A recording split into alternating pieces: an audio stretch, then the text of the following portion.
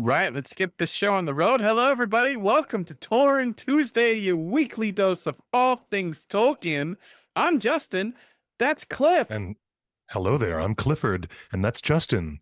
You guys, you're And here. this is a This is big Torn mug. Tuesday. Yes. It is It the comes in official pints. Prancing Hmm. Pony. Cliff, I checked it today. This is officially 64 ounces of Oh generous no. liquid. That is 64 quite a ounces. generous pour. That is quite the generous pour, good sir. My I goodness. am told that it is illegal to pour 64 ounces of tasty beverage in 10 states. Really? You've been told in 10 states? Yes. And in Utah, you can't buy it after 7 p.m. on a Friday. All the stores closed. Well, it's been a busy week, and we've got so many gossips and rumors and news from Oh, Rings we of have Power actual, and Hunt yes, for Gollum. And this time we checked actual with news. sources. We checked with sources this time. But first, Cliff, we got to start off this week because today is a very, very important day It's for a all fans of Lord of the Rings. And why it's a is that? it's a very specific anniversary. I would not call it the celebration, not the celebration that we usually have on January 3rd, which is Professor Tolkien's birthday. But today is the anniversary of his passing. It is the day in which he shed this mortal coil and traveled to the uttermost west, to realms beyond. And so we acknowledge his passing in the same way that we celebrate his birthday, in much the same way. The idea is for people to just think and meditate, maybe for a moment, on what it means to you personally that Professor Tolkien created this absolute marvelous linguistic masterpiece and how much it has affected our lives, changed our lives in so many amazing ways, and the part that we play in this community since we're all in this together. So yeah, we are honoring the passing of John Ronald Reuel Tolkien, who died on this day, September 2nd. 1973. It would be 1973. That is correct. Cliff, let me ask you Yes. this. Tolkien was obviously a very religious man. He does not, Mm, he was, keen on saying that Lord of the Rings is not a wholly Catholic work, but it was mm. inspired and influenced by, his personal motivations. And in Lord of the Rings, Cliff, he takes a very positive view of death. Of course, there's the famous Gandalf conversation Hmm. with Pippin, um, at Minas Tirith. And even in interviews on the BBC, he says, Lord of the Rings is a story about death. That's its main theme. I mean, he's on camera saying that. So the question I have for you, Yeah, Cliff, is true. do you think Tolkien would want us celebrating today more than his birthday because today is the day he got to meet his maker and go to I greener shores? Yeah, I think that he'd be personally quite touched. He would be quite touched by this. I think that he was kind of shocked and surprised at the wild, wild popularity of The Lord of the Rings in the 60s. And if he were still with us now, he would probably be like, "Oh, come on, you guys, this is not necessary. It's a little embarrassing." But he would be touched by the largesse of the world's affection for him. But do, I really do think so. I do. oh, by the way, there's people have posted his birthday party invitations before. He was not afraid of having some fun on his birthdays, or his kids' birthdays, or his wife's birthdays. Do you think do you think that he would want us fans to remember this day more than any other day in his life?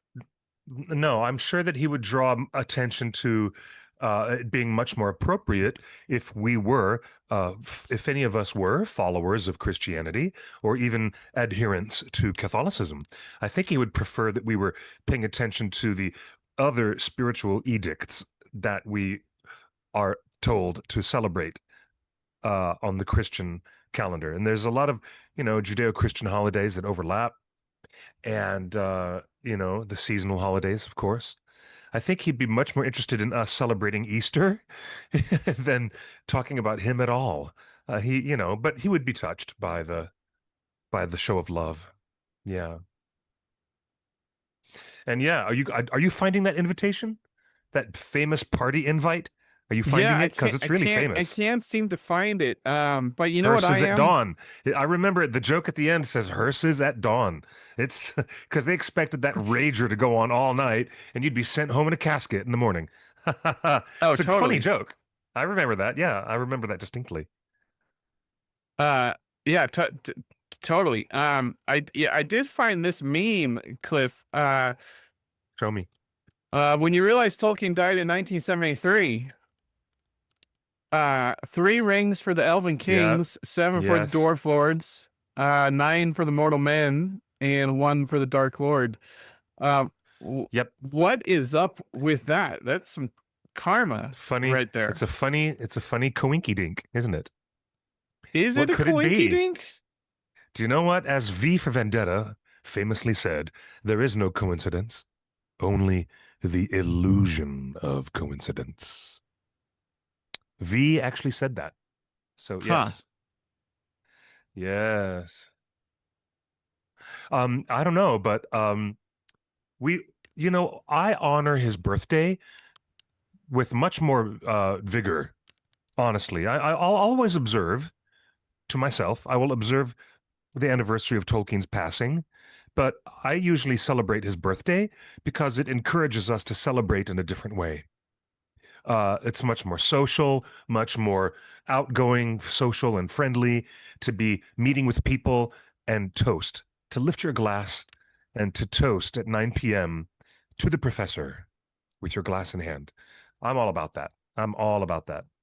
So, it gives you a chance to drink to the possibilities that whenever another person is born into this world, they might be that next artist. They might be that next linguistic master of languages. And they might be able to create something marvelous and wonderful that can affect the world in a wonderful way. So, yeah, I prefer to look at things in the future tense. I do that a lot when I write a wedding ceremony. Believe me, you don't want to write a wedding that's always looking into the back, into the past. You want to write weddings that have a forward tense, a future tense, because you're talking about the couple building a new life together and the new horizons that they will travel together as they are married. So I kind of use that philosophy when I write an all original wedding ceremony. And I know that my brides and grooms appreciate that very much. You don't spend a lot of time looking at the nostalgic past. You use your words and your declarations, and of course, you use your wedding vows to talk about the future. And that's why I prefer to celebrate Tolkien's birthday on January 3rd, because, it's kind of like a forward looking thing.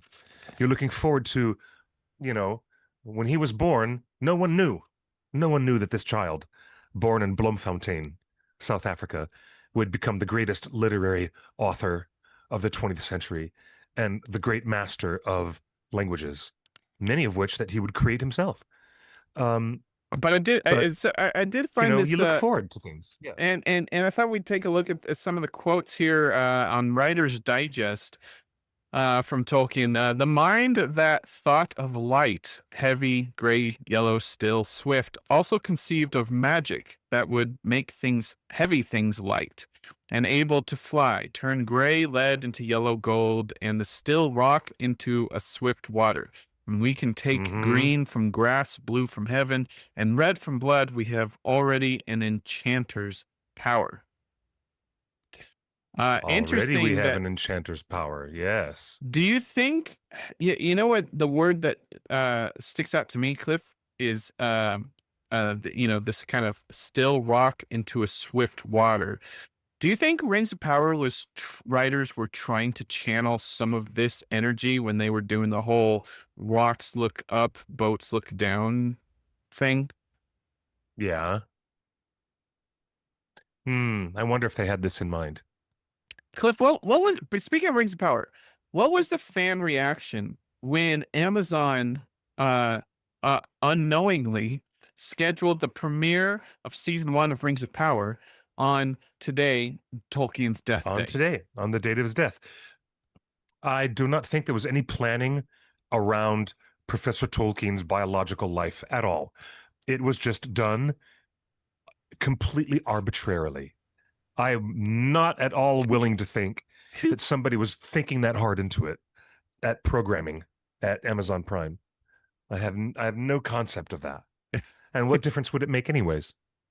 You know? But the fan reaction was immediate and fierce, wasn't it?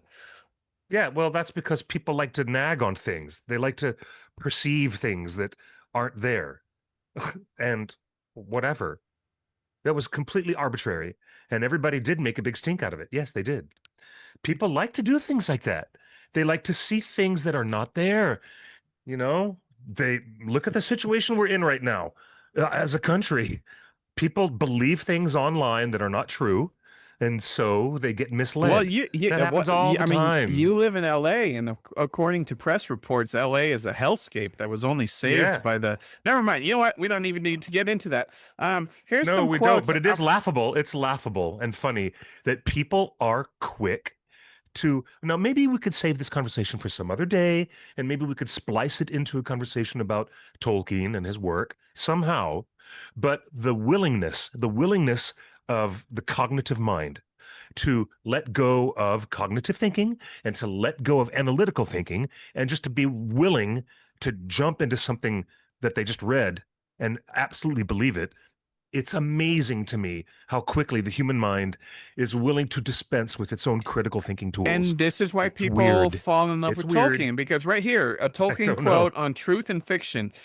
Quote from Tolkien: "The storymaker proves a successful sub-creator. He makes a secondary world which your mind can enter. Inside it, what he relates is true. It accords with the laws of that world. You therefore believe it while you are, as it were, inside. The moment disbelief arises, the spell is broken, the magic, or rather art, has failed."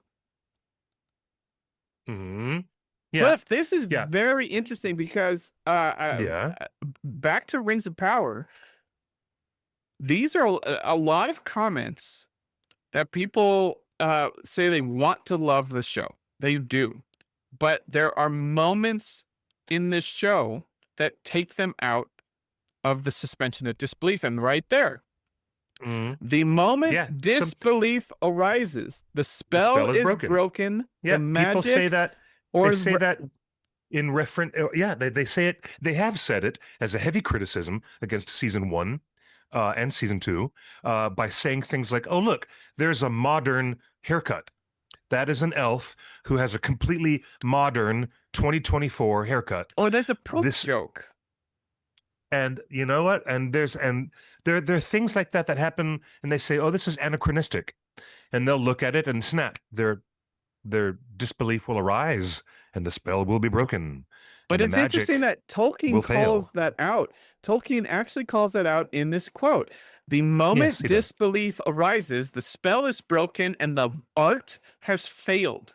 The art has failed.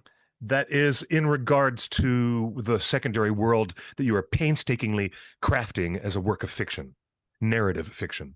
Yeah.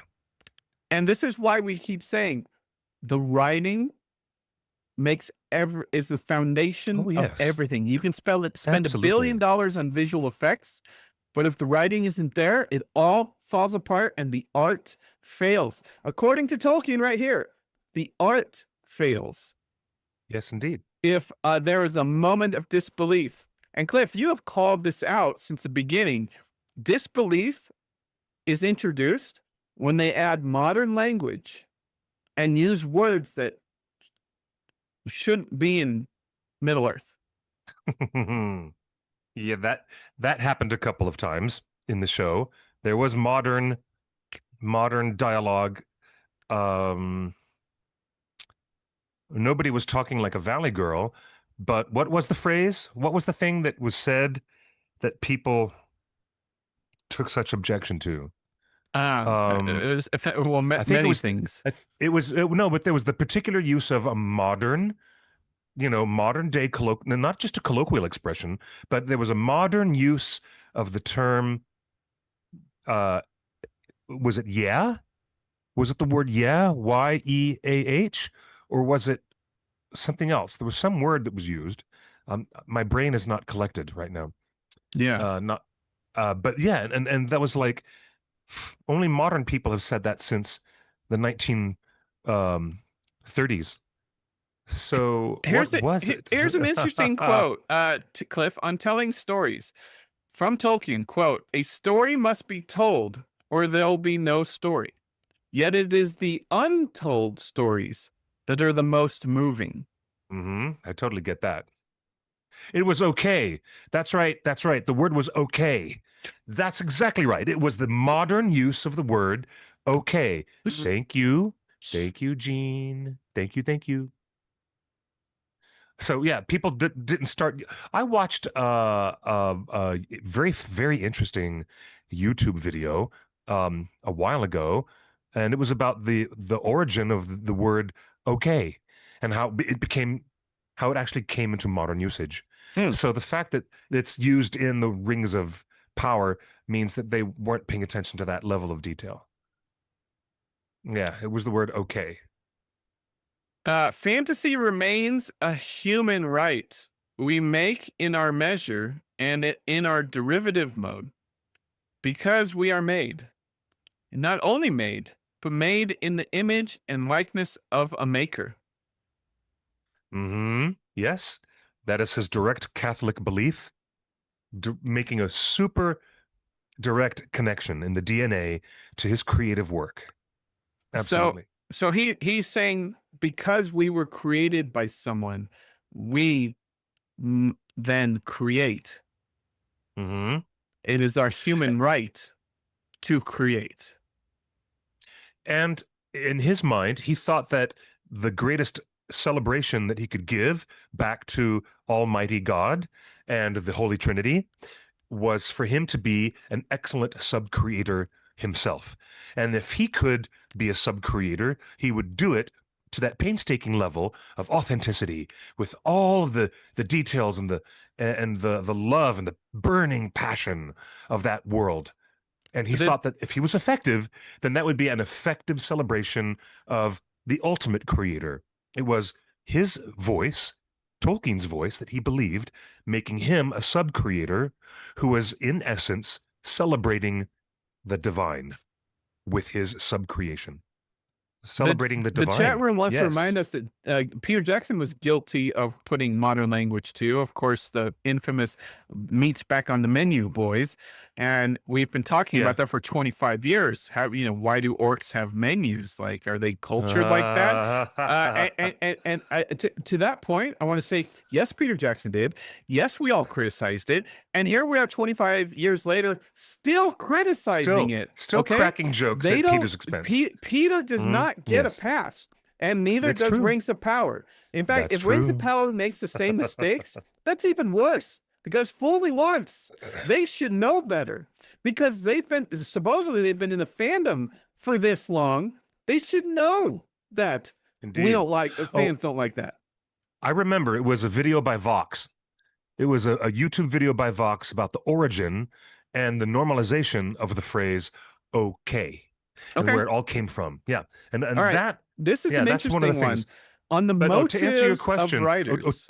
hold on, hold on. Otaku Senpai, I do apologize, but neither myself nor Justin were at Atlanta. Neither one of us were at We'll Dragon talk. We'll Con. get to yeah. We'll get But to Atlanta we'll in a get to minute, Dragon but Con later, but yeah, unfortunately the we were prime not motive there. was Yeah. the desire of a tale teller to try his hand at a really long story that would hold the attention of readers, amuse them, delight them, and at times maybe excite them or deeply move them.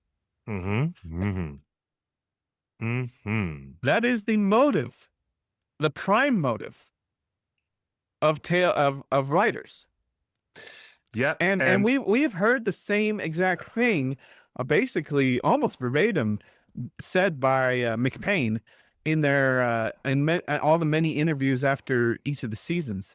They've said as much. They just want yeah. to keep your attention, amuse you, delight you, and they are surprised when we are not delighted on some of these things. Um, Mm-hmm. And I agree with you, Otaku Senpai, that he's got my axe buried in his central nervous system is another one of those wildly anachronistic moments that Peter Jackson had. And what the heck would any dwarf know about the nervous system? It's so funny. It's so funny. But you know what, Justin? In The Hobbit, he made a reference to a pop gun, which I saw someone in the live chat mentioned. yeah. Uh, yeah, Professor Tolkien And used look, and here's weird the thing: anachronisms. He even mentioned a train. He mentioned a train and a pop gun in The Hobbit, but in The Lord of the Rings, he abandoned all that stuff, and he didn't use those weird anachronistic expressions. He totally stopped in The well, Lord of the because The Rings. Hobbit is But yeah, meant for kids, and yeah, bringing yeah. kids into a book. Lord of the Rings was definitely made for adults, Excellent. I agree. Yep, right? I agree. So, Yes, very much. Paul Vincente, I do not know where the chat is active. We're live on YouTube. I see a bunch of YouTube comments and Facebook and Twitch comments. Try refreshing our YouTube page. If you're on your phone, maybe fully close the app and come back up. We did have a false start, and it looks like 2 different YouTube videos started. So that's the joys of going live is technical jiggery pokery will happen Yes, all the that's time. true. Um, Hello, so Jacob. Welcome to the show. There's Anonymous Girl, there's Super Dave, and there's Princess Toy Nerd. Hey, there's Terrence, Monica, and all of our friends are here with us. Hello, Higgy Baby. You're in the YouTube chat. We can see you. It's fabulous to have you with us on the YouTube chat. And there's also Facebook, Twitch, Twitter, Instagram. Everybody's joining us live. And yes, Justin, thank you for giving the audience a gentle reminder yeah, Tolkien about used that. umbrella as well. Look, listen, okay. And okay, what about the word umbrella? I've never subscribed to this idea that everybody has to follow the rules, especially creators. They don't Okay. have to follow the rules 100% of the time. The whole point of art, and he even called it out, the act of art, the act of creation, which is making art, is you can Yes. bend your own rules, and it's your own world to create with. And if you want to throw in that little word here, and you want to throw in that little joke there, that's fine. But the bigger picture needs to be completely encapsulating. And that's what Tolkien was saying. You will lose. The art has failed the moment disbelief arises. And I don't believe that in the heat of drama and action, when an orc screams meat's back on the menu, boys, we are not taken out. In fact, we're brought further in, and we're brought further into the story with context that is relevant to our interests.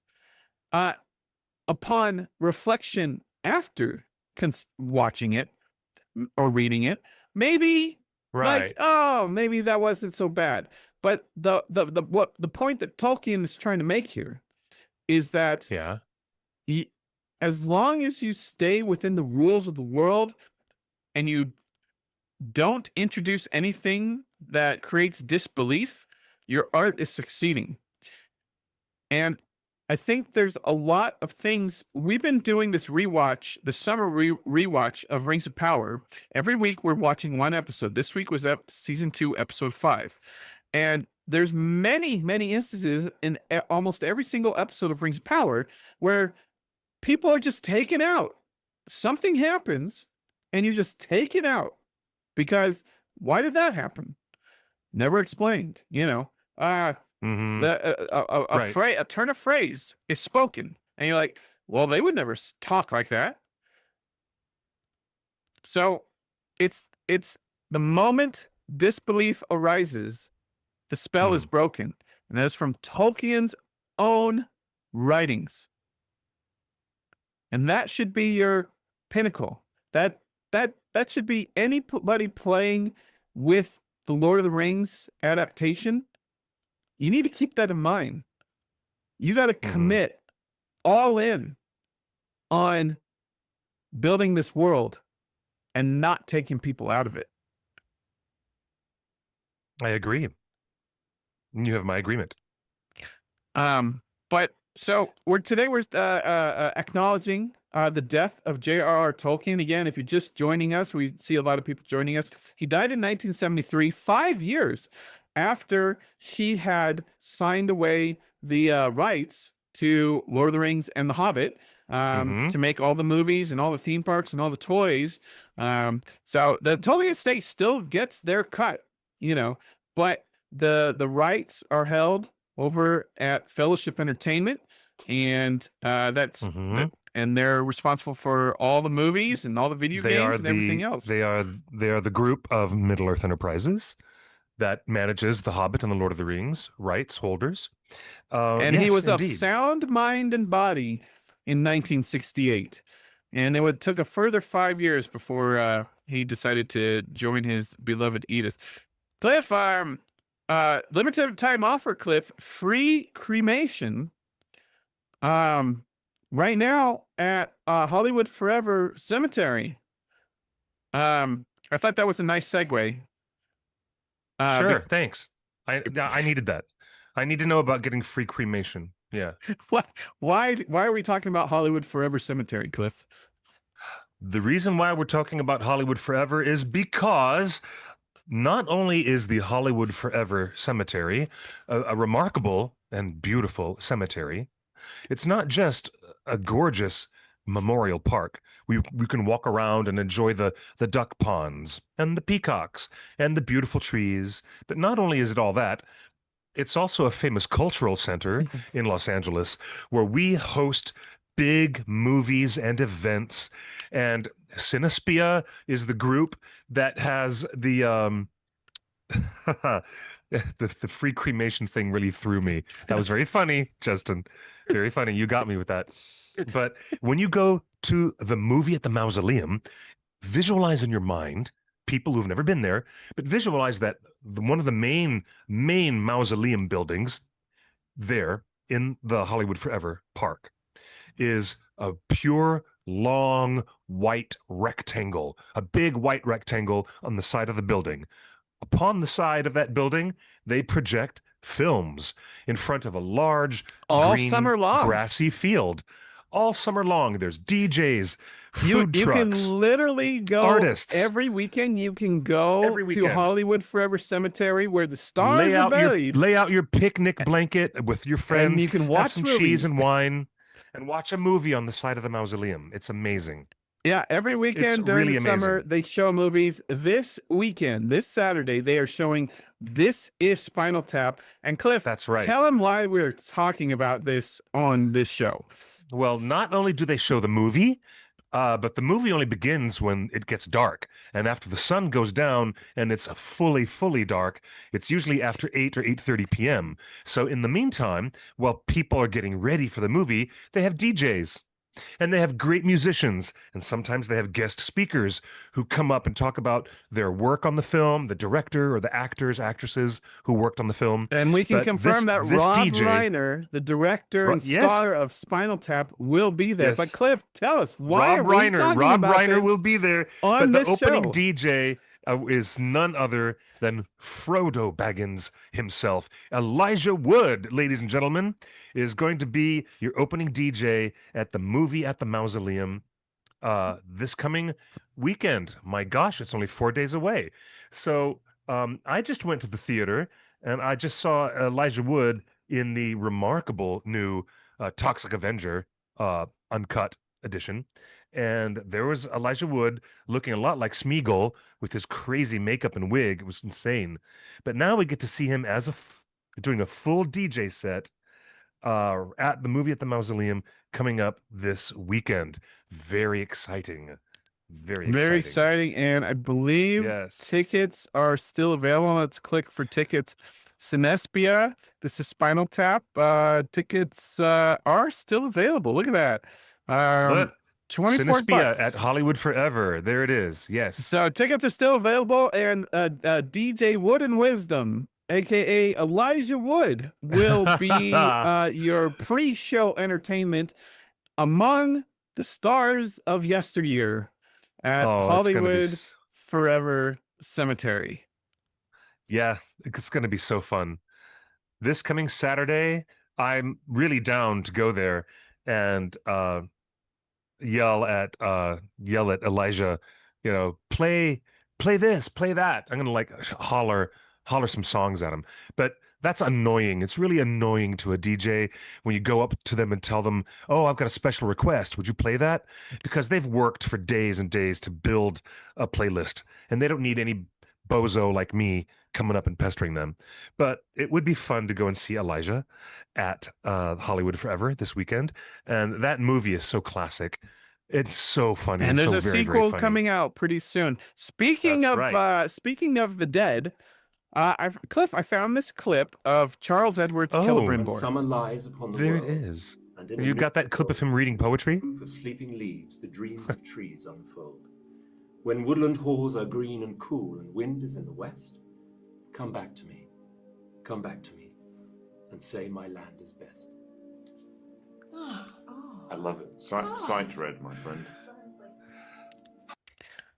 We have, if you go to our YouTube and search for Rings of Power cast interviews, you can see all of our interviews, including that one with Charles Edwards speaking in When summer lies upon the world, and why am I bringing up Charles Edwards? Because he is dead. That's the theme of the show today. But his career is not dead. It's just revving up because Charles Edwards, according to one of his fan sites, Charles Edwards has been cast in season 2 of The Gentleman. Oh, that would be fun. Gentleman really is fun. a TV show on Netflix, directed and created by Guy Ritchie. It is unrelated to the movie called The Gentleman. Yes. And there's like another show called The Gentleman's Gentleman. And what's the one gentleman thing where they're like James Bond, like the James Bond superhero? Isn't there?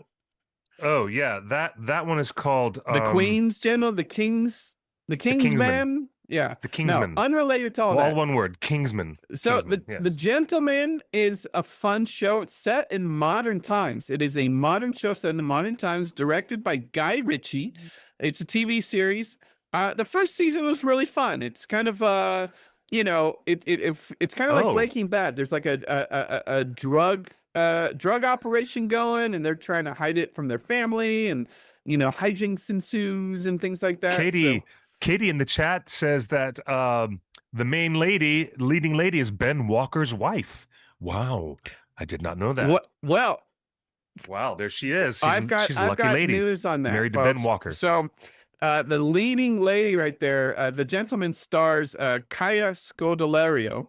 And Yes. we thought 5 years ago, we thought she was going to be joining Rings of Power because she was posting on Instagram during the pandemic when no one's supposed to be traveling. She was posting on Instagram that she was flying to New Zealand for a while. And it was quite obvious. It was like, oh, there's only one She was flying there to be with Ben while Ben was filming. That's why. They hadn't announced the casting yet of Ben. So we thought Kaya Scodelario, who's the star of this show in the red, was going to be Rings Power. She's not. I see. And Cliff, I have some unfortunate news. Apparently, last year, due to the many issues involved in being an actor and being away from your spouse and your children for months and months and months at a time, they have called it quits. And Ben Walker and Kaya Scodelario parted ways. So they're divorced Oh, dear. as of last year. So Charles Edwards, Celebrimbor, is joining Ben Walker's, Gil-galad's ex-wife on Oh The dear. Gentleman. Oh dear. Okay, so that's happening. Woo, it's a lot. That's a lot. Which is a shame because I thought they were the cutest couple. They were a very cute couple. It is sad. So, It is sad. other casting news. Cliff, check this out. Eddie Marsan, who is a new actor in Rings of Power, who everyone thinks is going to be a dwarf, and maybe Yeah, he's Durin's brother. I would imagine so. Yes. I mean, he already looks like Durin's brother, right? But let's be honest. That guy looks like he has a claim to the throne of Khazad-dûm. And I would be disappointed Indeed if he he's does. anything else. Here's an interesting thing, though, Cliff. He is wrapped on Rings Power because he has been seen on set for Clayface, which just started filming this last weekend. Oh. Clayface is a brand Okay. new DC film. And it is set in we don't know if it's set in the James Gunn universe or the Robert Pattinson universe. I believe it's the Robert Pattinson universe. I don't know. But Eddie Marsan. Yeah, I would expect that's the Matt Reeves Batman. Yes. He has been cast in Clayface coming off of Rings of Power. This probably means that the dwarf unit has probably completed its filming. It is now September 2nd, and we should be seeing some wrap parties for Rings of Power. Let's be honest, Cliff. The last 2 seasons, they usually wrapped filming in September. So Right. we are expecting to see some wrap parties being posted soon. So congrats to Eddie Marsan.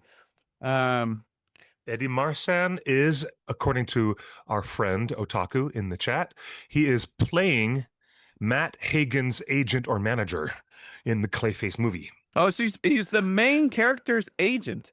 Agent, yes. Clayface or manager. Yeah. The story of Clayface. I believe Clayface was created in Batman the Animated Series, but the story yes. that we know so Bruce, far the is great that, Bruce Timm animated series. that's yes. right. So Clayface is a struggling actor in Hollywood who is aging, and I think who has a chemical spill, a crime committed against him, and he can't get any work because he's now old and disfigured. And he takes a cream, an experimental cream, and actually turns into something more than a man. And that is Oh my Clayface. goodness. And he's able to transform himself into any character. Anybody else that he wants to look like, he can do that. So Wow. that's a huge role if he's playing the agent of the main character. That's pretty good. Clayface was created in the 1940s or 50s. He must have appeared in some of the earlier DC books. Yeah, I don't remember seeing him before the Batman the Animated Series. In any Well, case, that's certainly popularized the Bruce character Timm a lot. made Clayface famous. Let's be real. So there you go. Cliff, some other casting announcements. Ugh, man, what's with all these pop-ups? Johnny R. Witt, you want to follow this guy because he is a background actor on Rings of Power, and he's back for season 3. He was part of the Orc armies. Johnny R. Witt, you can see his name right there on the screen. Let me bring it up full screen. Oh my! Yeah, so he's been on season 2 of Rings of Power, and he's back for season 3. Also, looks like Martha Zvetket Svetek. I'm probably saying that wrong. She has been commenting and following all the actors. She's obviously very familiar with mocap suits. So I think she's another stunt woman. Yep. Yeah, wow. With equestrian skills. Certainly. Yeah. And Hannah Grant is the stunt double for season 3. She is suspected of being Morfydd's stunt double for Galadriel. Okay, Yep. very good. That's great casting right there. She's Very good. definitely equestrian, and she was in Wales. And these are this is a blurry picture of what is supposedly her and Arondir, Ismail's stunt Oh, double, Okay, yes, on there they are. location in Wales. Cliff, this is a huge spoiler. We probably should have got to get the spoiler warning up, because this Is is it? confirmation that she is wearing the plated armor that Sauron made her. Sauron made that armor for her? Remember the plated armor that she wears in season 1? Yeah, I remember it distinctly. She did not wear that in season 2 at all. What's the connection to Halbrand making that armor / Sauron? I didn't see anybody making any armor for her at all. I just suddenly saw her in a different armor. It was just different. But no, I don't remember. Well, maybe I missed something along the way, but it's I easy do to not miss things remember. in this show, but I've been trying to keep up with the social media conversation around this, and the fangirls are freaking out right now about this my blurry goodness. picture of Galadriel returning to plate armor, and they have not seen this since Halbrand. Question is, why don't they just cast her for Celebrian? Well, I hate to tell you this, anonymous girl, but your parents maybe should have told you there's a way to make babies, and it's not just by casting. You need a husband first, and he is dead. He's currently dead. I'm okay if this is He's the not child. dead. If this He's is the just being child kept of off stage. Halbrand and Galadriel, Stop it. I'm okay with that. Stop it. She looks like a great cross between Charlie Vickers and Morfydd Clark. That's perfect casting. If this is You can stop now. No. no. There was no moment where Sauron impregnated Galadriel. It didn't happen. Ain't never gonna happen. Let us put that abysmal thought behind us now. Let us put it way in the past, so that if I ever bonk you on the head with Rafiki stick, and Justin, you go, ouch, what did you do that for? Then I will give you a perfect Rafiki in response, and I will say, it doesn't matter. It's in the past. Okay. Okay? All right. It's in I'm the putting past. it in the past. Let's talk about the present. Oh my leave. gosh. I was wondering if you could break down what Elrond's thought process was in that moment. I feel like it's a strategic move, and it's quite a smart strategic move, because it's what nobody expects to happen. And it's your only viable play, really. Pretty much, yeah. I mean, it's the most shocking play he could do. You know what I mean? In that room, but also, he's fulfilling his promise. He's putting everything before, everything underneath beating Sauron. So that is what he promised there, and that is what he's going to do. But he loves her. He looks right at camera and says he loves her. So let's talk about the kiss that was actually on screen, Cliff. You don't want to talk about the love making that was off screen? Let's talk about the kiss that was on screen. He looks really right don't at wanna- camera and says, but he loves her. I don't care to litigate this again. Yeah, he says that in an interview because everybody's trying to cover their ass.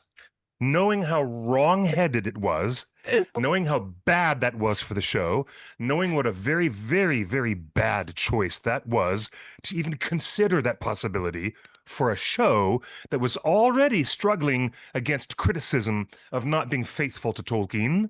That was an even extra bad layer of bad decision-making. So what else do you want to litigate about it, Justin? You're not going to get another...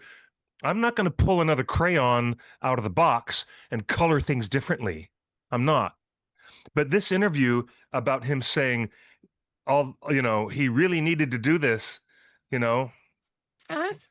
he really needed to, do this to make sure that he shocked the hell and really upped the game, shocked the hell out of Sauron. Well, Sauron wasn't even in the room when it happened. That's So what's I don't get it. interesting. Let's rewind it I don't because get he specifically mentioned Sauron, and I think we have talked about some of the deleted scenes before.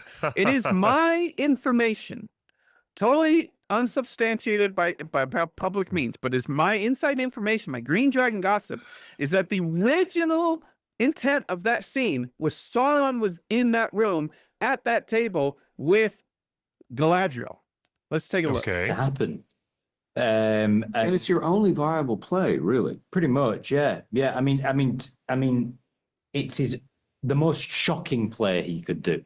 You know what I mean? In that room, but also,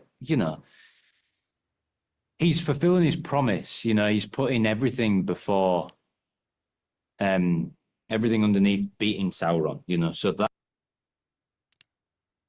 He's putting everything underneath beating Sauron. Sauron has nothing to do with that scene, the kiss scene in the final edit of the show. Why would Robert be saying something like this?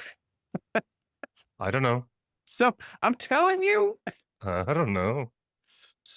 what I'm saying is the scene, the kiss actually works better if Sauron is in that room. And Elrond knows that Sauron was trying to seduce Galadriel. Elrond's the only one that knows that, right? So it makes sense that Elrond would try to kiss Galadriel in front of Sauron to piss Sauron off, to get under Sauron's skin, to get into his mind.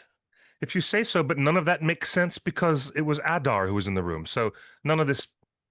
That's what None I'm of it saying. makes Like any sense at all. The initial. That's what I'm saying. My Green Dragon gossip is they filmed the scene with Sauron, and at some point they edited Sauron out, and it ruined the scene.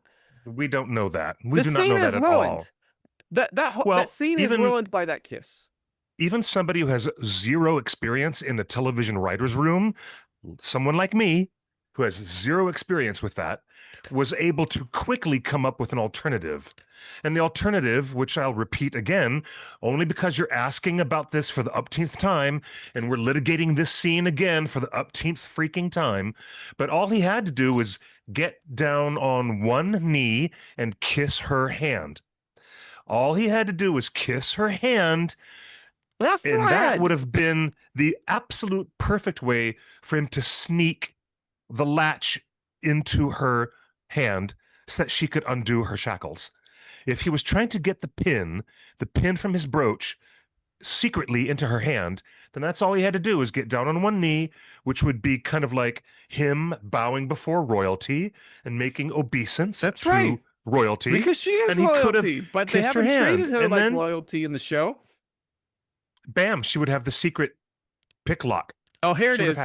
Cliff, I just wanted to bring this up. Anyway, as long as the demons are talking, remember the last time we saw Galadriel in the breastplate?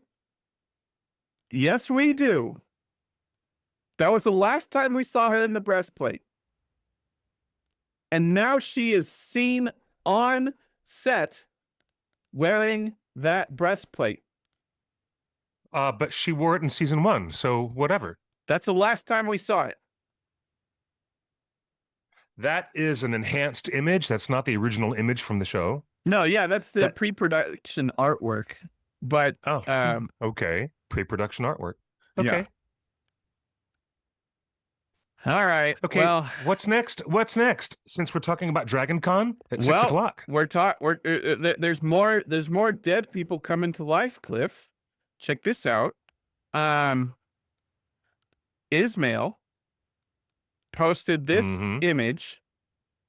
Why can't the morning be a few hours later in the day? Ismail Cruz Cordova, of course, Arondir. He's in an elevator, right? And Nondescript he's elevator. traveling. He's a traveling man, evidently. That's right. Well, within the same hour, Robert Strange posted in the same elevator. Oh, hey. Why is Robert Strange, who played Glug in Rings of Power, back on Rings, back in the same elevator as Arondir? Glug died.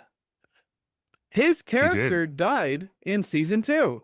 Why is Robert Strange back? We don't know. But again, they're bringing back actors from the dead. Death is the last adventure, and you can see the theme of this episode. Maybe if he's under completely different prosthetics, he'll be a different character. Do you think he's the Maybe. Jed Brophy of Rings of Power? He could be on his way to that, doing a lot of different characters. Sure. Cliff, He's a cool dude, though. Some other stuff that fans in Discord were talking about this week. They loved the dwarves from season 1. Uh-huh. They are amazing. The dwarves are, all the things in Khazad-dûm are really cool. Why One of haven't the we better parts seen of the why show. haven't we seen dwarves like this since? Do you think, I guess the question for you, Cliff, is should season 3 of Rings of Power focus much more on the dwarves and the dynamics of the entire culture? I expect that season 3 is going to dive much further into dwarven things because they've teased it and they're going to have to bring that storyline back around. We were talking about Cliff. We were talking about the dwarves, how much the showrunners McPain have told fans in the press how they wanted the dwarves to be taken seriously, and they're tired of the stupid little jokes. The dwarves historically in Peter Jackson's movies have been the comedy sidekick in Middle Earth, and they wanted the dwarves to be treated seriously in Rings of Power. Do you think they've succeeded in making dwarves the most serious storyline? Yeah, it is their most successful storyline. Is it the most serious? I don't know. That title of most serious was probably taken by the Anatar Celebrimbor storyline in season 2. That probably took the cake. Here's the thing. Every time they get really dramatic and serious with the Dwarven storyline, I'm taken out by a stupid joke. Whether it's a poop joke or give it to me raw joke or bumbling across a night market, chasing a little Palantir marble across the floor like a Looney Tunes slapstick skit. I just feel like as soon as it gets Shakespearean in Khazad-dûm, they do something lighthearted that takes it away. And who's to blame for that? It's Peter Jackson who's to blame for that. Well, that's what McPain was saying. They did not want to. Nobody tosses a dwarf, right? Right. That's all PJ and stuff. McPain said they hated that. McPain told influencers in London that they hated that scene in Peter Jackson's, and they were sick and tired of dwarves being the jokesters of Middle Earth. And then, like crawling out of a toilet, the way that Dwalin, played by Graham McTavish, crawls out of a toilet in The Desolation of Smaug. Right. Yes. Right. So that's what I'm saying is that the storyline in Rings of Power with the most off-putting jokes is Durin's storyline. Well, Let's see Do what you they do agree with next. that? Yeah, well, I also see some more serious stuff. I saw a lot more serious stuff with the Khazad-dûm storyline. The friendship and the strain, the big strain on the friendship between Elrond and Prince Durin, the real difficult relationship between son Durin, the fourth, and father Durin the third. So they did succeed in doing that as well. A lot of drama. And A of lot of course, the drama. amazing big death scene in season 2 with King Durin's But death for against the some Balrog. reason, All high drama. the showrunners insist on still putting jokes in with the dwarves. Mm, And Yeah. and you want to do that to Celebrimbor. Is Celebrimbor going to his people like, hey guys, give it to me raw. Let me see that metal. Let me see that metal pouring. Give it to me raw. No, that's below him. Forget the quail sauce. Give me the meat raw. It's guess. it's so weird. I get and you know, in our conversations this week, I compared to the dwarves I want to see to the miners in Chernobyl, the TV show. Oh, goodness gracious. The miners in Chernobyl are incredible performers. They're very dramatic. They're the funniest part of the show. But nothing they did was slapstick. Everything they did had the weight of humanity. Every joke that they make in Chernobyl has the weight of humanity behind it. It is Mhm. not, it is funny in the face of incredible circumstances. Dire circumstances. Yes. I That's find the this is an tone. interesting analogy. This is interesting. That's the tone I want from the dwarves in Rings of Power. Yeah. No more jokes. No more poop jokes. Barely saying she. You know, no more give it to me raw. No more bumbling around, chasing a marble down the stairs. Like, I want the dwarves in Rings of Power to feel as heavy as these guys. The weight of the world is on the dwarves. Is that too much Yes. to ask? Until there's a scene where they've got to drink a lot and belch a lot, and then you get dwarves that do a lot of drinking and belching. Yes, because yes, otaku senpai, that's true. It happens. It happens in the Two Towers. It happened in the Hobbit movies. Lots of food fights. Food fights is the level of humor they're the dwarves still had. belching Food fights. they're still belching in the dwarves thing. Hey Cliff, I want to get your opinion. Back on the Morphith Clark Galadriel plate armor stuff. Morphith Mhm. and Ismail were spotted together at Nash Point, Gales in Wales. They'll apparently be working together in season 3. Galadriel and Arondir. What does this place look like in the Legendarium? Who knows? Sorry, I have no idea. You have no. Can you? No. That could be is it- anywhere. It's not Aragion. No, because Eregion is inland. Totally inland. Hundreds of miles inland. Okay, This so is just somewhere on the this coast. Is this the shores of Círdan? Do you think Arondir and Galadriel go to Círdan? In the Grey Havens? Yeah. I don't know. Why would they be I on don't an know. oceanfront cliff side? Who knows? What you're looking at a shoreline with some. It's a rocky shoreline. What? How far are we going to possibly read into that? Come on. What do you? I don't know. It's not that I'm trying to be unhelpful here, but it could be anything. Could be anything. Could be Now, anything. One could naturally assume that one of the elven ring bearers would not stick around Rivendell for years and years and years, and maybe she would end up going to have a conversation with one of the other elven ring bearers. So yeah, if they go and talk to Círdan, that wouldn't surprise me, but I'm not sure what for. Are you enthusiastic about the fact that you have no idea where Galadriel's storyline is headed now?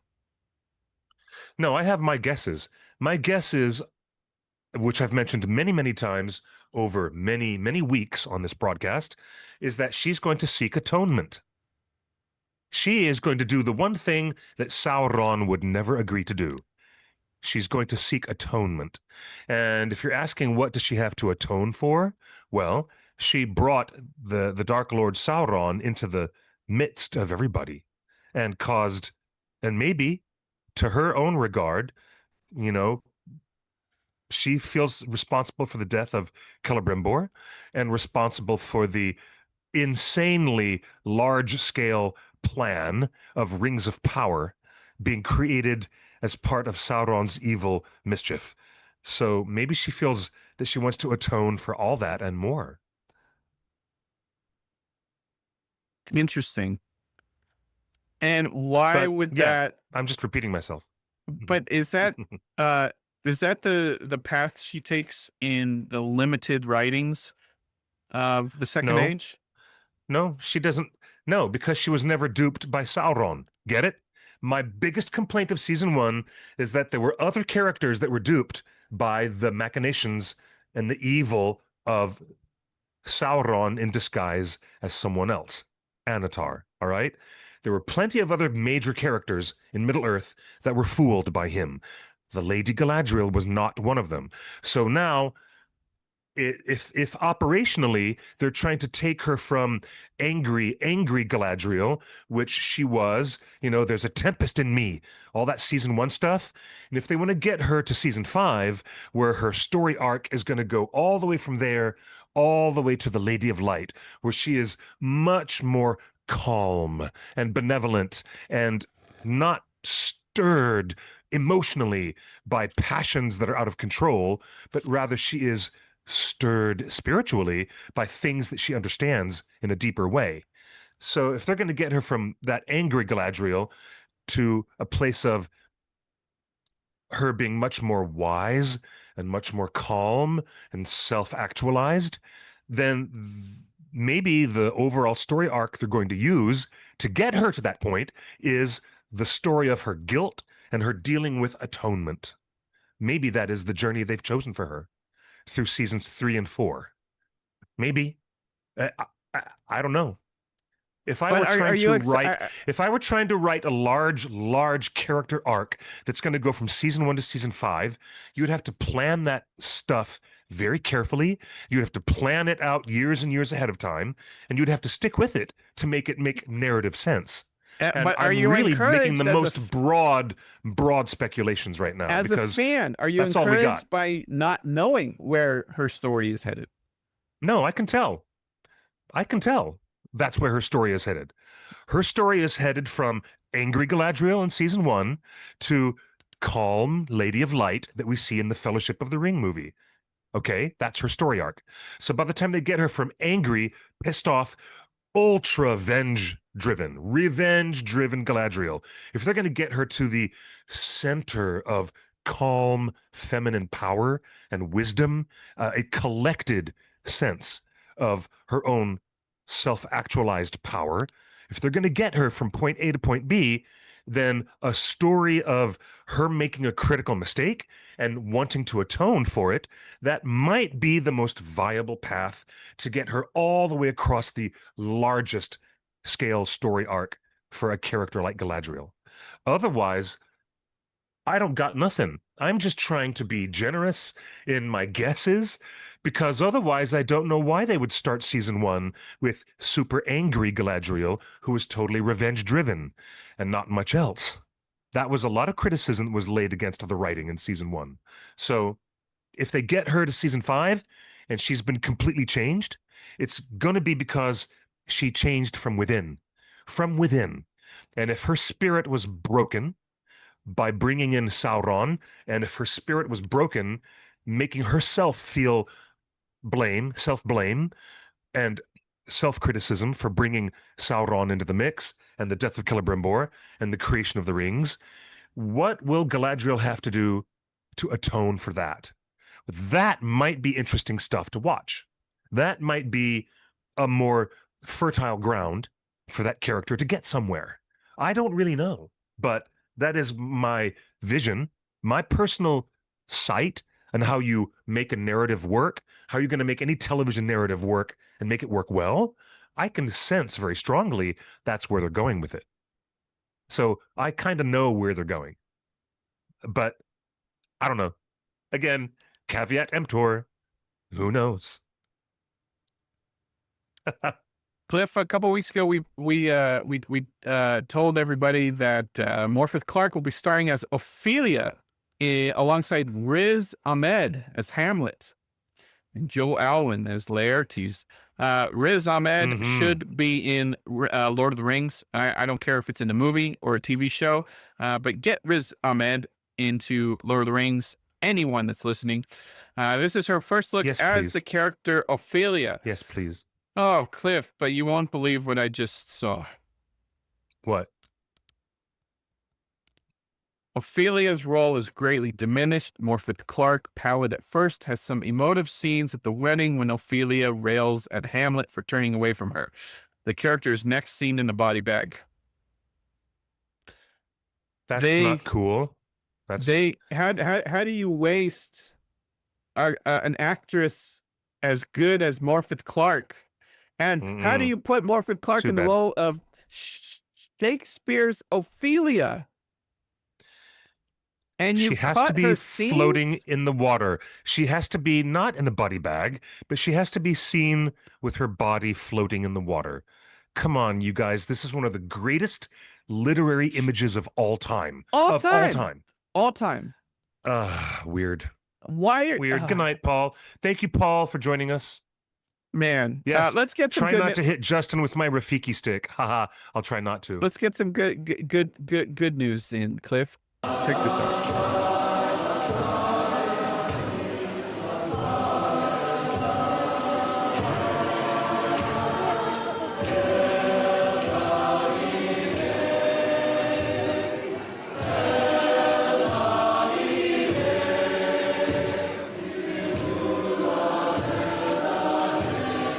Wow.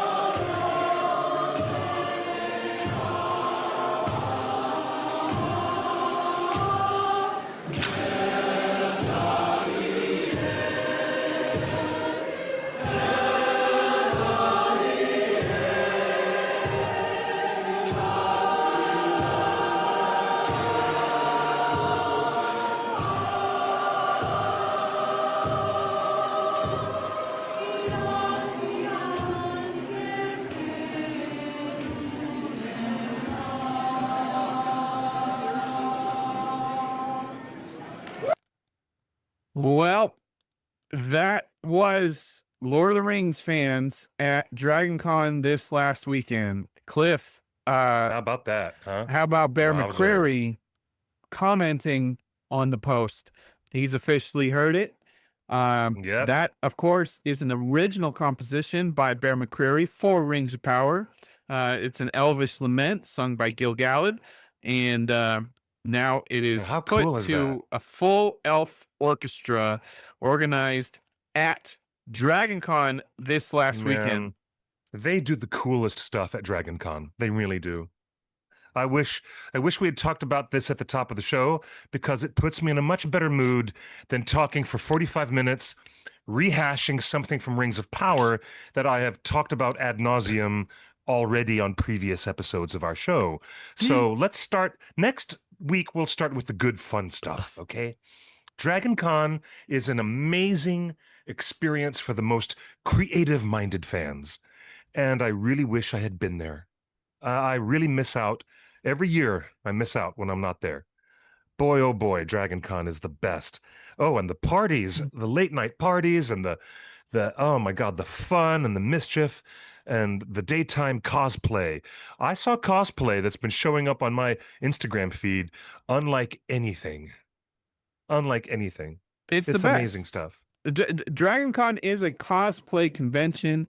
And look, those are all people in cosplay. They didn't just get fans together. They got cosplayers in Lord of the Rings costumes. Doing that. Yes, indeed. What a wonderful group of people. They are the most creative people in the world, and when they go to Dragon Con, they love to show off their creativity. It's great stuff. It really is. It really is. Couple more. Anything else from Dragon Con, Cliff? The Pink Nazgul Club. Didn't you see everybody as the Pink Nazgul Club? There was a whole bunch of ring wraiths, and they were all dressed up in bright, vibrant pink. You should look up hashtag Pink Nazgul Club. You'll probably find them that way. Oh, this is it. Before we get to something really interesting, we got 15 minutes left. All right, yeah, we got something really interesting to talk about, Cliff. But first off, I wanted to give a little update. First off, as I was watching Rings of Power this weekend, Prime Video suggested I watch Looking for the Hobbit. It's a documentary about John Howe, exploring the origins of Tolkien's mythological world. Yes. It's free with Prime Video. It's fun. How cool is that? Yeah, it's fun. Quick update, Cliff. I've got to see that. Doug Adams, the writer of not the writer of Hitchhiker's Guide, but Doug Adams, who wrote the book The Music of Lord of the Rings, he got fans all in a flurry with this tweet last week. He said, "I just submitted the first Middle-earth Howard Shore writing I've done, I don't know how many, 10 years. Oh, this is the stuff that somebody was talking about over an hour ago.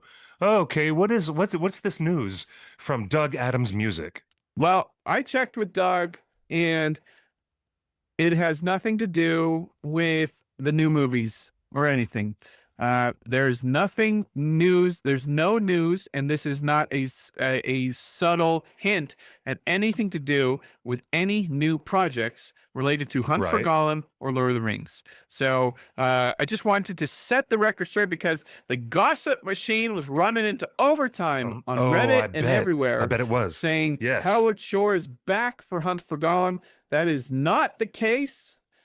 Okay. Yet, well, or any time. No, we hadn't heard anything about that yet. We had not heard anything about that. We have not heard anything about it, but I checked with Doug. I said, is this related to anything coming up? He's like, nope, this is just revisiting past work. So that's all. How cool is that? But the other thing that got people excited, Cliff, this week is Simon Tolkien actually did a video podcast interview. Check this out. Let's go to the tape. Simon Tolkien. It's an hour long. He's got a new book out, but let's forward to 44 minutes, shall we? Okay, 44 minutes. So I think for a long time the kind of the legacy, if you like, was somewhat mixed. Not my grandfather's fault. No. And also rather good news is that I never my kind of feelings never changed what I felt about the Lord of the Rings. I've always really loved the Lord of the Rings, which is good. Yeah.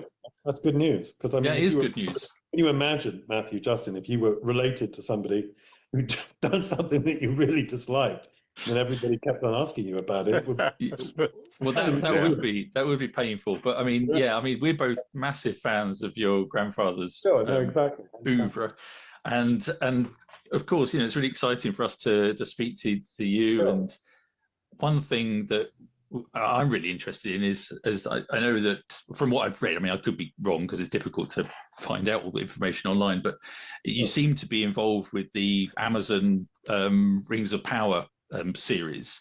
Can you talk to us a little bit about your involvement with that and how much of your time is spent doing stuff about the estate and your grandfather's legacy, and how much of it you could dedicate to writing? Just sort of balance there. I think there's limitations on what I can say, but yes, I'm one of 5 directors of the Tolkien estate, and we manage my my grandfather's legacy, and that's an ongoing major operation because it has, many manifestations in many different ways in many different countries. So that's a lot of work. And yes, I'm just one of a number, but we work hard to try and make sure that it's done as well as it can be. As far as the Amazon Rings of Power, yes, I was involved in the sense of making suggestions at various points in relation to the narrative. I don't know really anything about, filming stuff, but in relation to narrative and story and character in relation to that, some of which were adopted, some not. And there was a process of communication which continues. I can't really say any more than that. I'm not telling you anything terribly interesting. That all seems to me to be kind of like self-evident. No, it's interesting. One thing I did hear in one of your interviews, you said that you read reviews of your books, and that you took that things to heart, or you read what people said critically of your books or not. And I wonder whether you delve into that side of like the fandom. All the people that hate everything about you and about the Rings of Power and all that sort of stuff. No, I'm not really worried about that, because I believe in the idea.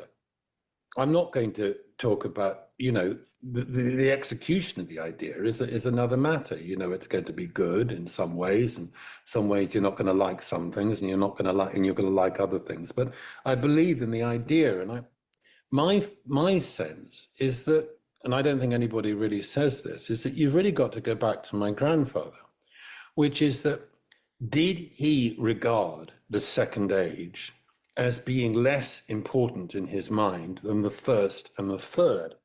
And I think people go to the fact that he spent so much of his life writing the Silmarillion, which is 90%, apart from the Akalabeth and of the Rings of Power, concerned with the First Age.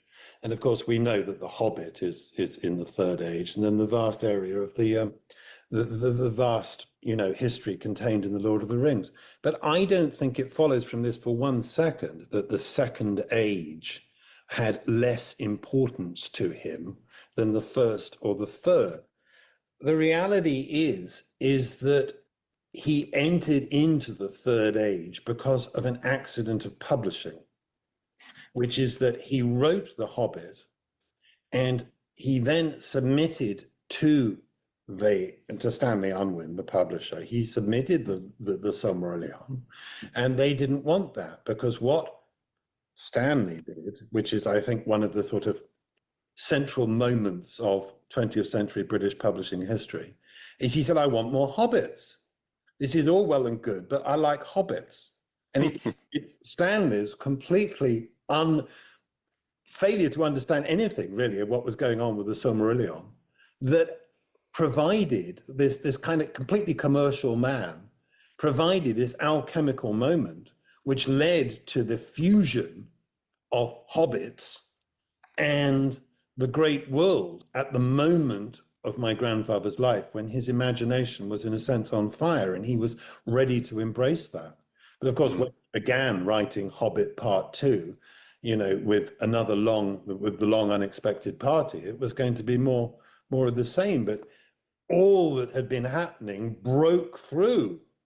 And there were Black Riders, and there were wizards, and there were Sauron, and everything happened. But that happened in the Third Age and not the Second, because he was asked to write a sequel to The Hobbit. It's really interesting. And that's Not because he didn't regard what occurred in the Second Age, the seduction of elves and men and dwarves through the rings, the process of corruption by Sauron, the actual idea of Sauron as a live speaking person, and the extraordinary, and most of all, the rise and fall of Numenor and what he called the catastrophe of man. And there's a letter to Milton Waldman in the letters, which I think is central to anybody who's interested in Tolkien to see this, which is that the idea of man who dies, unlike the elves, being seduced into challenging the gods, was for him, in a certain sense, the central cosmological moment.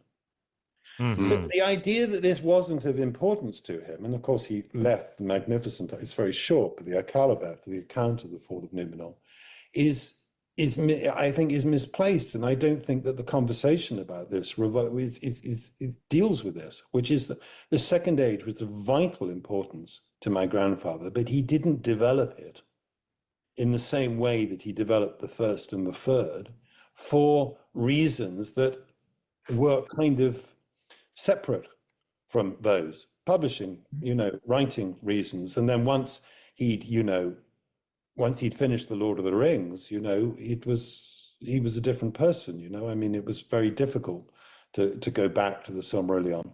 So if you believe that these things can be dramatized, then I think that the Second Age can be dramatized. And I don't see how you can dramatize it without adding to it, because what we have is, in a varying degree, to some degree, skeletal. Do you see what I mean? So that's where you get. If you're going to dramatize it, and it was of equal weight to my grandfather as the others, and it has equal validity and equal interest, and indeed enormous interest because of the character of Sauron, then I think, and you believe that dramatization is something which is possible and can enhance, not necessarily so, then I think that the idea behind it is entirely valid. Yeah, and really he's Fascinating. Cliff, that's a lot. Fascinating. That's a lot. Your initial thoughts. I'm in agreement with those people in the chat. Hello, Wheat Bix. We haven't ever heard anybody argue that the Second Age is not important. This seems like a straw man argument. Yes, Wheat Bix, I agree.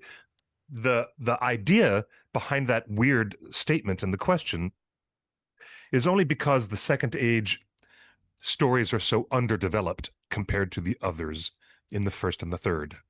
That's all. But we're not going to ever assume that one age was less important than the others. So I'm in agreement with the chat on that point. But Mr. Simon Tolkien certainly is saying the truth. It's an unvarnished truth that the reason why we got pushed into the creation of the Lord of the Rings was because of the publisher. The publisher said, "What's this? Finrod Felagund? What's all this stuff? This First Light of Age Two stuff. Trees? Yeah, the I don't get all Silmarillion this is stuff." mostly First Age. That's right. But the undercurrent of that is that John Ronald Reuel Tolkien was brokenhearted. It hurt him creatively and spiritually that Rayner Unwin would not accept the Silmarillion for publication. It hurt him a great deal. So he went back to the drawing board because the publisher said, the whole world wants to hear more from you about hobbits. And so that's why he went back to the drawing board, and he didn't write more about the downfall of Numenor or the distribution of the rings. He went right into a sequel to The Hobbit because of the publishing industry making those demands on him. So do you think it's misguided that true. Rings of It's quite Power true. put Harfoots in season 1 and season 2? Do you think that was totally misguided? Because No.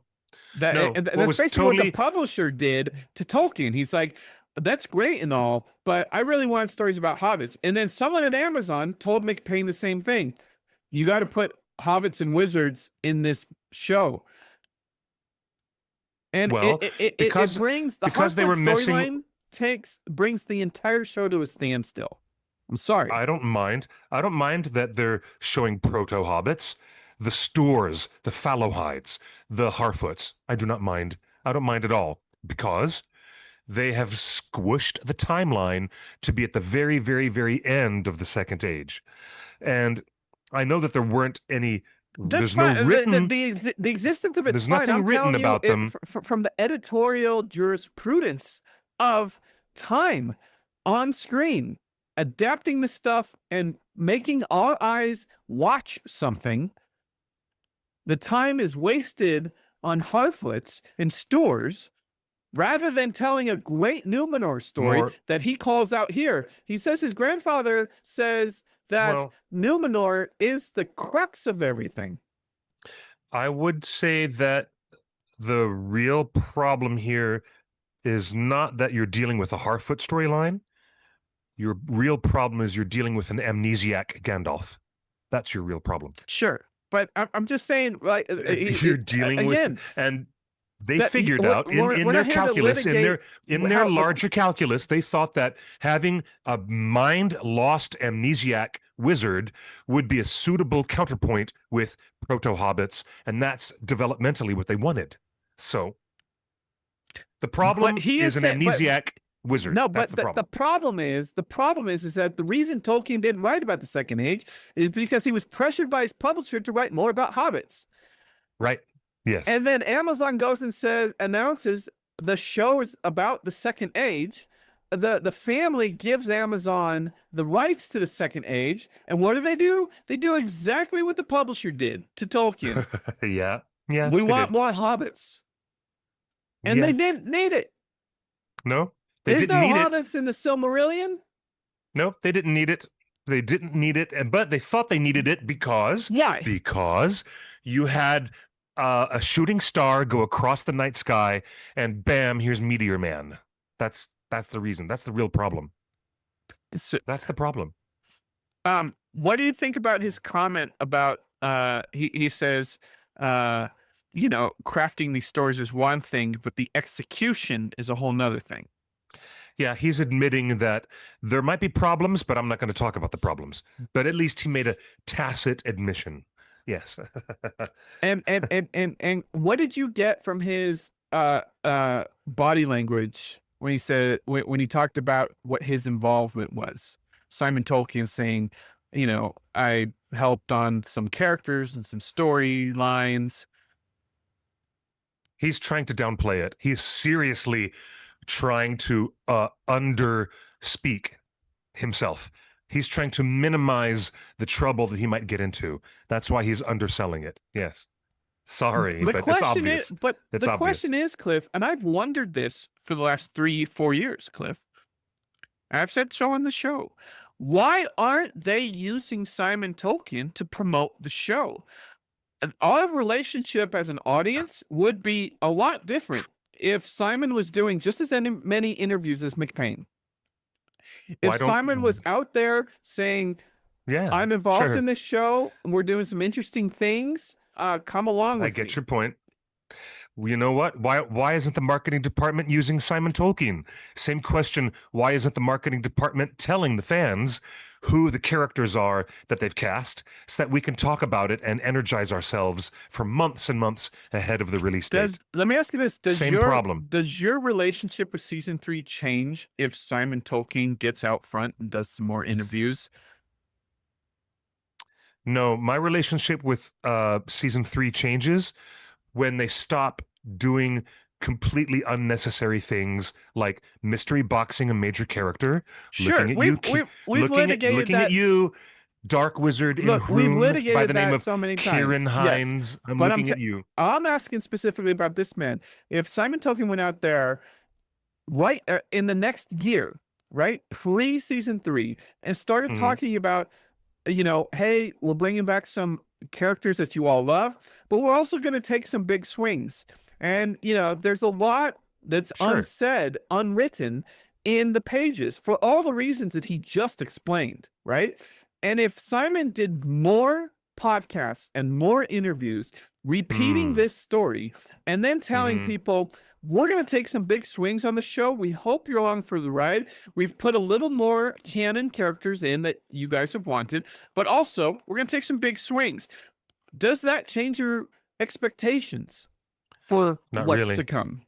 Not so much. Not Really? really. Interesting. No, not so much. It would be fine and reasonable. It would be a reasonable move, and I think it would be well received by the audience. But for me personally, I'm like, well, stop mystery boxing people, stop making out with your mother-in-law, stop, having completely cosmic things happen that were never written in the books, like Meteor Man concepts. These are concepts of storytelling that are now forever in the canon of this show. The best stuff they do really well, like the relationship between Elrond and Prince Durin, the stuff they do exceptionally well, that's the good stuff. They need to keep doing more of that, right? Numenor is now front of my mind. Yeah, here's the thing. We're in Okay. season 3 now. You cannot it has to be sugarcoat all it about in marketing. Numenor.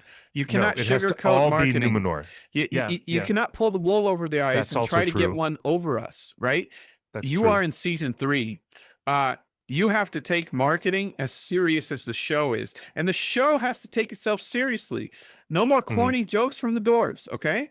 No more corny jokes. No more mystery boxing a lead character. Simon Tolkien just said that his grandfather considered the story of the Second Age and Numenor the most important part of the very entire important thing. part. Yep. Yeah. The fall of So Numenor treat it is like that. the biggest cataclysm of all time. I mean, maybe people would argue with me and say the War of Wrath against old bad boy Morgoth. But that's maybe not what that was the Tolkien most said. cataclysmic. So we're just going But by what Tolkien said. And I so don't know. You introduced Simon- Numenor with they're taking our jobs. Simon, yeah, Stupid. you're right. You're right. Thank you for mentioning that. What Simon said is that we're talking about mankind being tempted to take up arms against the gods themselves. That's the storyline that season 3 and 4 has to take deadly seriously. And no more mystery boxing. Okay. Final question before we let you go, Seriously. Cliff. Would you like to see Simon Tolkien adapt Rings of Power into a novel series? No, thank you kindly. Thank you. You don't want more books? Thanks. I hate it. I'm Thanks, surprised. I hate it. This was a genuine question. I thought interesting. Nope. Nobody wants to see anybody take up the pen and paper and pretend that they're writing in Middle-earth the way that Professor Tolkien used to do. Look at what happened with the lawsuit against that guy, Yorgos, what's his name? Come on. Nobody wants that. Oh, come on. Christopher Nobody wants it. Tolkien spent an entire career writing what And J.R. Tolkien editing. did. Editing crazy old scribbly manuscripts that were very hard to read. All right. That's what he did. All right. Well, I'm gonna put a link to the to the YouTube video in the chat. The That is whole an interesting interview thing, though. the Interesting whole bit of interview conversation. is worth watching. Let's see here. There you go. The whole interview is worth watching. The Lord of the Rings stuff really pops up at 44 minutes in. That's right. With Simon Tolkien. Hey, look at the way that Brian Herbert and his work on his father's material in Dune has been received. It's been a really mixed bag. Sure. In fact, people were just like, well, Brian, I mean, Well, Brian let me had to get with, what's his name, Sanderson. And so they started working together Sure. But let me ask because you this. Brian Herbert couldn't do it. Don't you think expanding on Rings of Power in a novel would improve Rings of Power? Give it the space to breathe and do the things that we know are on the cutting room floor, because the show was originally scheduled to be 90-minute episodes. It was originally scheduled to have 12 episodes per season. This show has been edited down into something that not a lot of people are liking. Don't you think a novelization of the show would improve that? No. Nobody wants to see any novelization of a television adaptation of this. No. That's Torn Tuesday. We're here every Tuesday at 5 p.m. Pacific, bringing you the news and all the gossip from everything going on in the world of Middle Earth. This has been a little longer than we normally go, but that Simon Tolkien stuff is really interesting. We took this is a normal length of a show.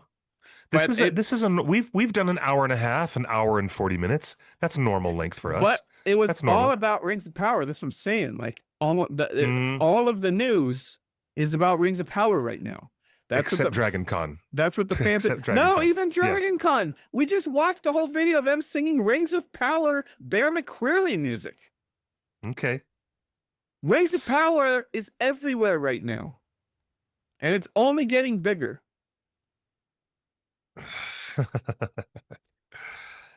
Oh my goodness! All right, the chat room You're says so cute. because I got my little Galadriel baby Sauron thing going, you're allowed to have a Miyazaki minute. If you want to have a Miyazaki minute, go to your local theaters where they're currently having Studio Ghibli Fest. That's right. They're having wonderful big screenings of the Ghibli Fest. They're going on week after week. Just last week they did Ponyo, re-released in theaters, and even surprisingly, they had a re-release of Grave of the Fireflies. Such a hardcore movie from Isao Takahata. So, I don't think that it's Fathom Events. Is it? No, but the Studio Ghibli Fest is... It's at G Kids. It's all G Kids. G Kids is doing the best work in the world. They're doing the Lord's work, let me tell you. G Kids is the North American Canadian distributor of all of Studio Ghibli's films. So if you'd like a Miyazaki minute, that's it. In less than 60 seconds, I remind you all to support Studio Ghibli in their theatrical re-releases of their major motion pictures that are all across North America in theaters everywhere. And and you can watch it, get tickets for an English dub or the Japanese dub. Yes, they are. They're usually on 2 different days. They alternate Japanese, English on different days. So treat yourself. Take somebody with you, a loved one, family member, or your girlfriend or boyfriend, and take them with you to experience Miyazaki or even Isao Takahata on the big screen, because it's like nothing else in the world. And yes, I agree, anonymous girl, Howl's Moving Castle is far and away one of the best anime films of all time. Yes, indeed, it is true. Okay. All right. Lots of love to all you wonderful people. Thank you for being with us.